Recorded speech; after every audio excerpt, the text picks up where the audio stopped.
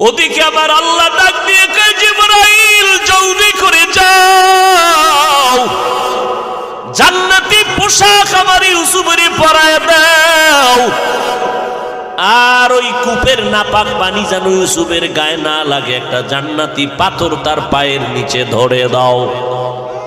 ইউসুফ নবী বলে আমি নিচে গিয়ে একটা পাথরের উপরে দাঁড়াইলাম, জান্নাতি পোশাক গায়ে পরলাম।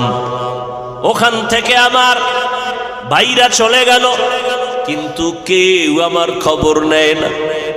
অন্ধকার কূপ, কিন্তু আল্লাহর কুদরত, আমি ইউসুফের আমার মাওলা এত সৌন্দর্য দান করছে, অন্ধকার দিয়ে চলতে কোনো বাতি লাগে না, ইউসুফের চেহারায় আলোকিত হয়ে যায়।